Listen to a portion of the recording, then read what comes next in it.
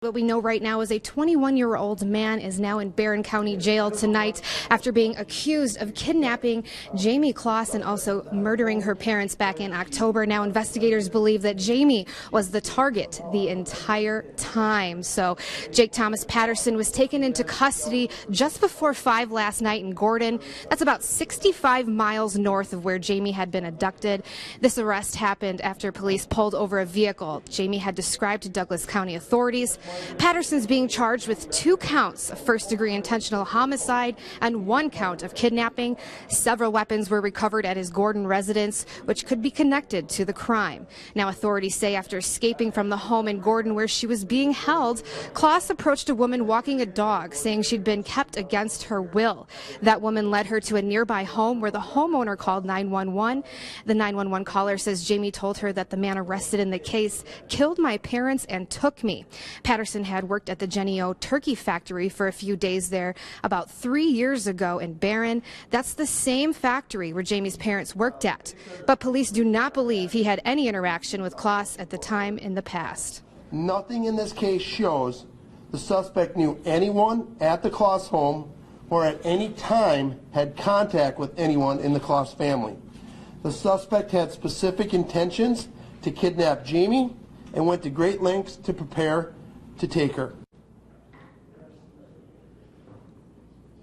Now, the Barron County Sheriff says Patterson apparently had no criminal history prior, but he did take multiple steps not to leave trace or any evidence for investigators to find. This includes shaving his head so he would not leave any hair behind on the crime scene. Jamie Kloss spent Thursday night at a Duluth hospital to be evaluated and has now been reunited with the family members and is in care of her aunt. Now, information on who owned the house that Jamie was held in is still unclear, and we're also not getting any details on exactly what happened to Jamie while she was being kidnapped. We first and foremost want to respect her privacy and just getting reacclimated to her family there. But I will say thousands of people around the town were very excited to see her home. There are signs everywhere, all billboards and little flashing lights just saying, "Welcome home, Jamie." The vibe here is definitely we're all relieved and happy that she's home and that she's alive. So we'll have more on this to come, but I'll send this back to you, Brett. All right, Brittany, thank you for the update this evening. And tonight, the recent fire ongoing in Superior, the weather has a lot to do with what happens next here. And in fact, it's been a breezy day here with the winds out of the northwest and also out of just straight north into Superior. So that smoke plume is going all the way down into Minong.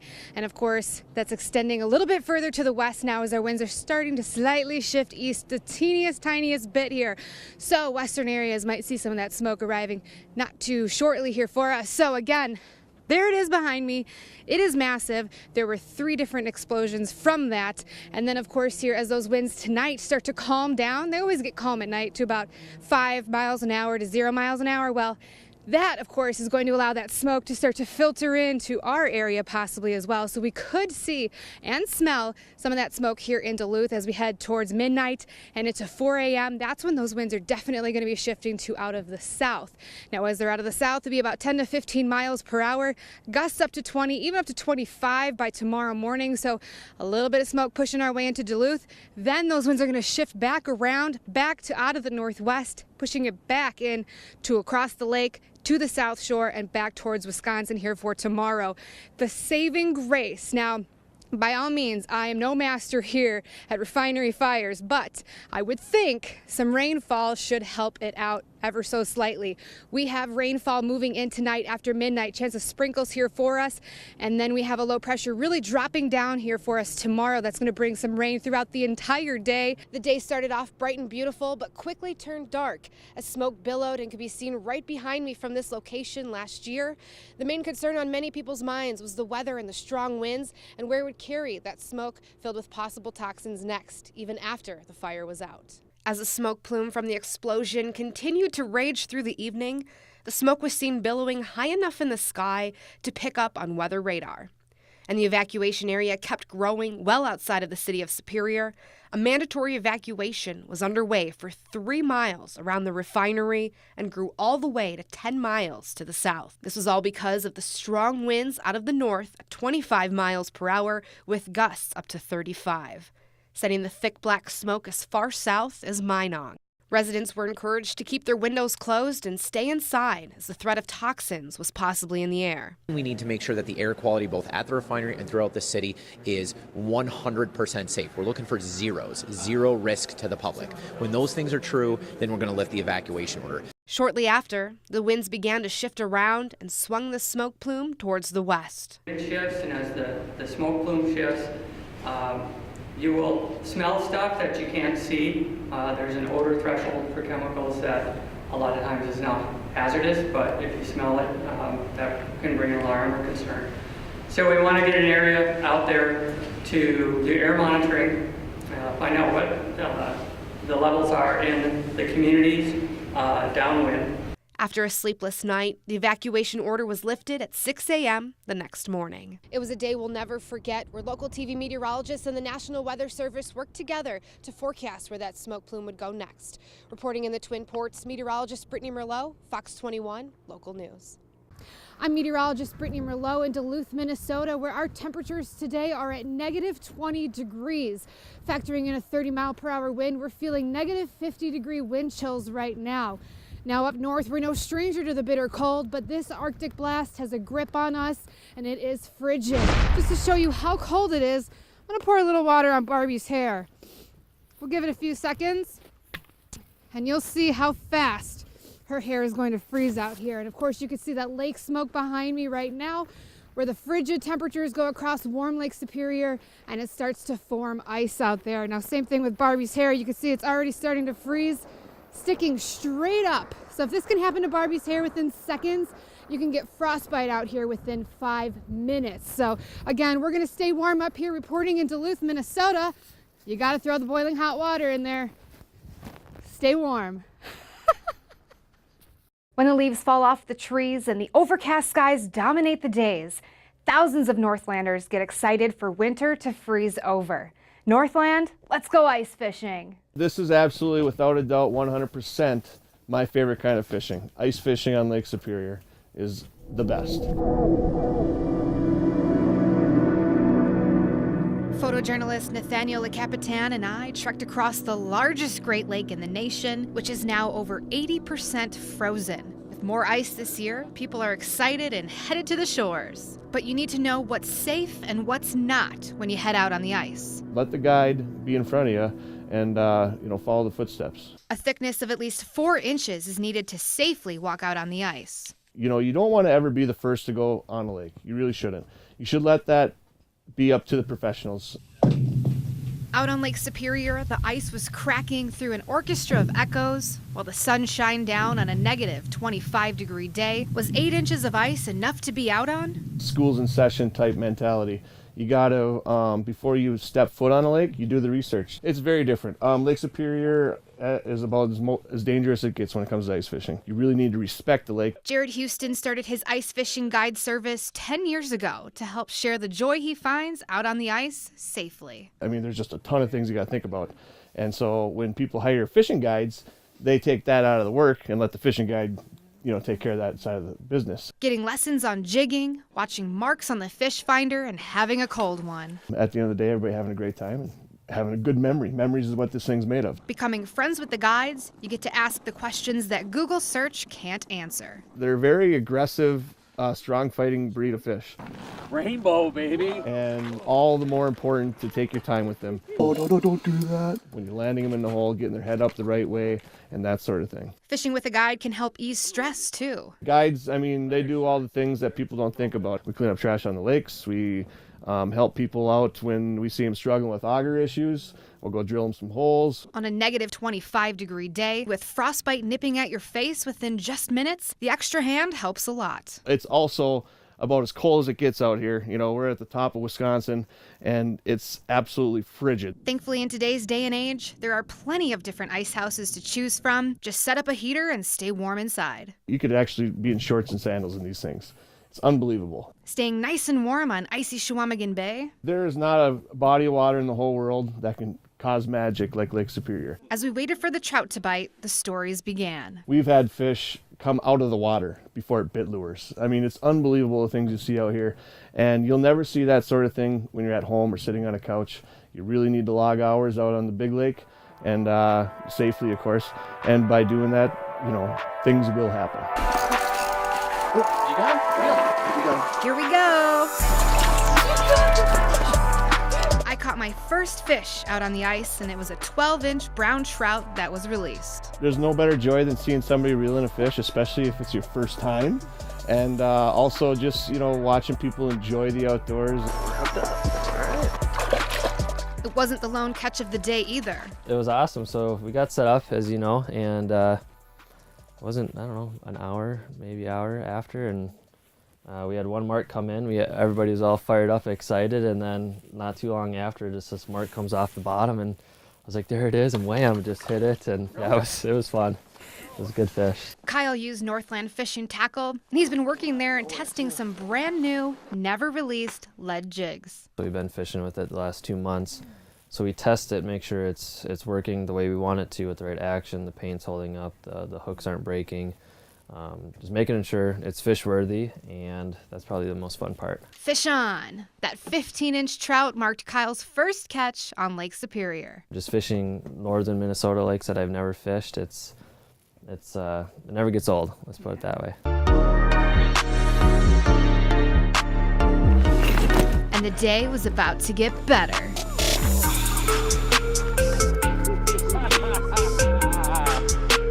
It's the magic that happens out here. It's mysterious. When I go to bed, I think about it, and when I wake up, I think about it. With excited screams in the distance,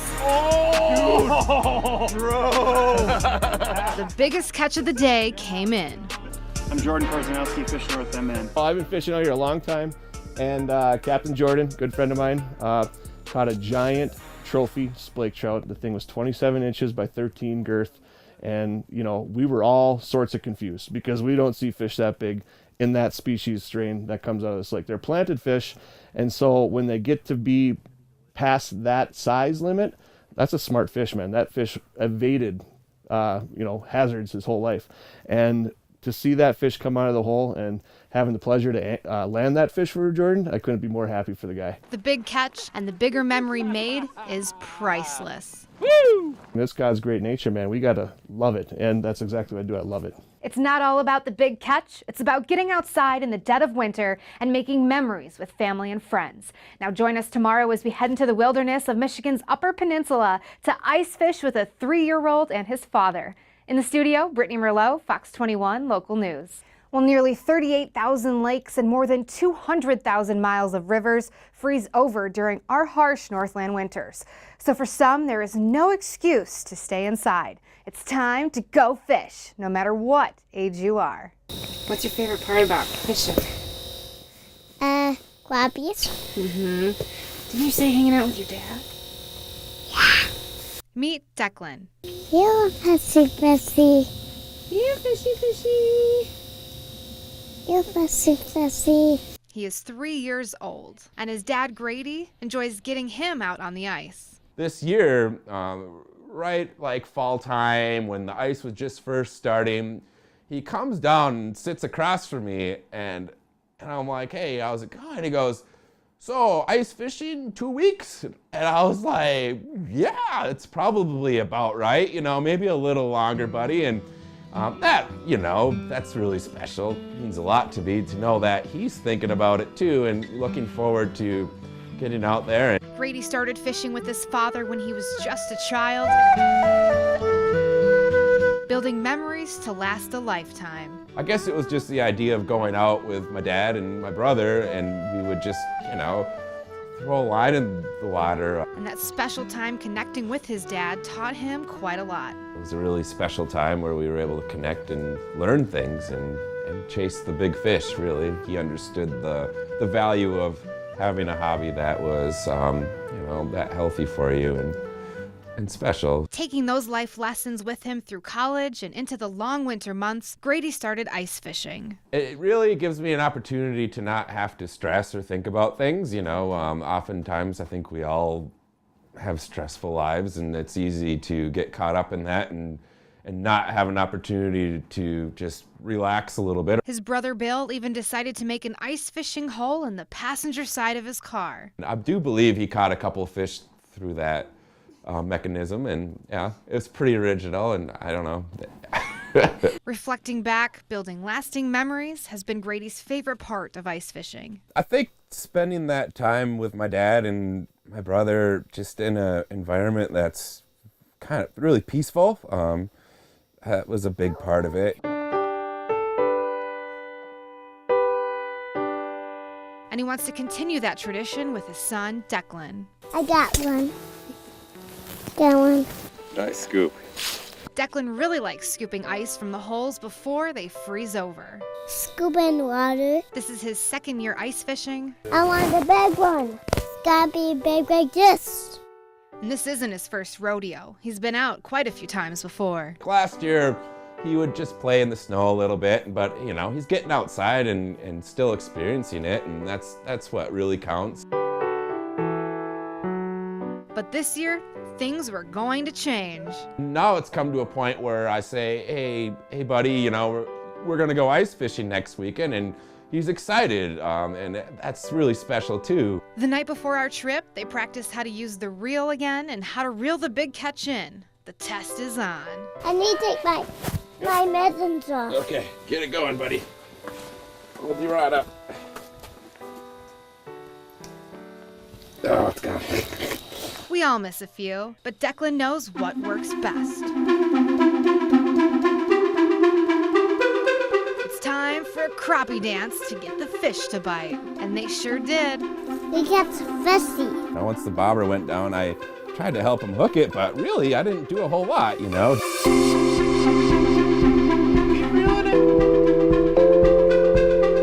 Yeah, buddy. As Declan began to reel the fish on his own for the very first time, And the rod was, you know, bending down into the hole, and I had to stop myself from helping him too much because I really want him to learn how to do those things on his own too, and he did a great job. You got the crappie in all by yourself. after being face to face with his first catch, he was a little skeptical to hold it. Can you blame him? It's almost a quarter of his size. I was really proud of him because he landed the crappie. It was a beautiful fish. He's 3, so that's impressive in my book. I think it's a good start. Hopefully he continues to move forward with it, and you know, before you know it, he'll probably be out fishing me, I'd imagine, and which is great. A learning moment. And then we got the crappie. Embedded into their memories. That's what keeps you going back to it. It's very exciting, and hey, that's what it's all about sometimes. Like father, like son. I'd imagine Declan will grow up and pass this on to his children too. Join us tomorrow night as we head way up north to a luxury lodge that will have even the winter haters loving this place. We'll show you the roots that were planted on Leech Lake and what it's taken to keep that history alive. Ice fishing history is not rooted in sport, but in survival. It was a necessity for food during the long, cold winter months. Chipping away at the ice using wooden tools to hunt for fish, we sure have come a long way since then. In fact, some cases like this resort, it's pure luxury now. Welcome to Trapper's Landing Lodge on Leech Lake. It's truly a luxury resort in today's world, sort of trapped back in the 20s. 98 years ago, this lodge was built deep in the Great North Woods in the city of Walker. It was where all the epic adventures started. Built back in 1921 by the Merritt family. You've got this great ambiance down here in the cellar back in the day, / peanut bar. Originally called the Merritt Lodge, it was luxurious living with all the amenities. You'd show up in your car and that was all you needed. So the goal of the Merritt Lodge was to really inherit the exposure to the North Shore and make sure everybody had a fun time. Recently bought by the Arnolds, they are keeping up the family history. My grandparents were at Timberlane Resorts around the corner of Miller's Bay. And so them being the first generation resort owners, my parents also had a resort on Leech Lake called Adventures North.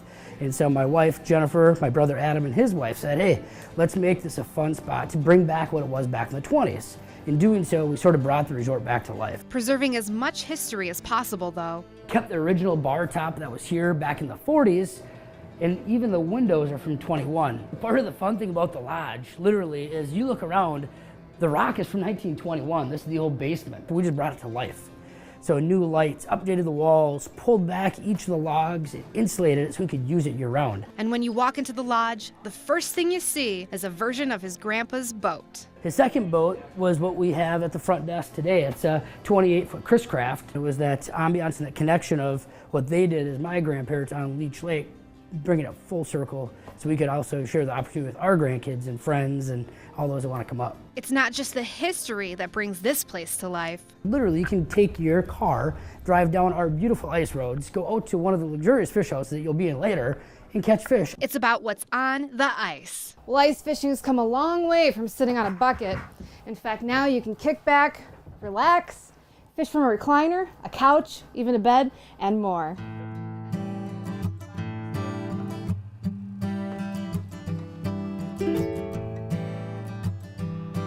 Fishing in ice houses, all cozy and comfortable, just like home. There are ice holes drilled in finished flooring, comfortable spots to hang out, and even eyes under the water so you can see your future catch on the big screen. See them? Yeah. See the fish? Oh my gosh. Swimming through, little perch right over there. Oh, that's so cool. Swimming right along the rocks. That's what we're on right now. And there's some fish down there. Hanging out with friends and family. Did that fall out of your pocket or what? I don't know. It's just all of a sudden floating through there. Getting tips from the guides. Staying warm by a fireplace makes for warm overnights out on the ice. Woo! Fish on! Yeah! Feeling more like royalty on Leech Lake. Literally, the guests and owners will call in advance. They'll say, hey, I'm looking for a Yeti cooler with this beverage I'd like in it. We're showing up on Friday night. Great. Our team, because we have the best team of the business, will have that Yeti sitting on their doorstep when they show up. And if that wasn't luxurious enough, you can leave all of your ice fishing gear at home. You can literally show up with your apparel and your footwear, and we take care of the rest. From ice fishing poles to snowshoes and even augers. So it's a check-in, check-out like the old library card system. So everything's included? Everything's included, as long as you either stay in a beautiful, luxurious monster shack or one of the lake homes or cabins on site. Yes. Awesome. Out on the ice, help is only one text away. You type in this 555-888 ICE 1. Yeah. And then you type in fireplace, and that'll show how to light your fireplace while you're out on the lake in case something happens. Yeah. Oh my gosh. And when the fish don't bite, you can text for a fishing report too. But they say back in the 50s. And there's something like 300 muskies caught in that time frame. So the muskie rampage, they call it. And it's still living today. So that's how the lake really got its name as a muskie lake first, and then obviously the walleyes are there. Oh, no. Waiting for bites and reeling in memories. You have the best gear to put you in the best position to have those memories of catching fish. The joy it brings to myself and my family, my wife Jennifer and I have 4 daughters. And so for them to experience the outdoors, the beautiful things Leech Lake has in northern Minnesota is a way they can get away from the iPads, get away from the phones, get out of today's technology and really enjoy the outdoors. Reporting from the ice throughout the Northland with photojournalist Nathaniel Le Capitan, I'm meteorologist Brittany Merlot, Fox 21 Local News.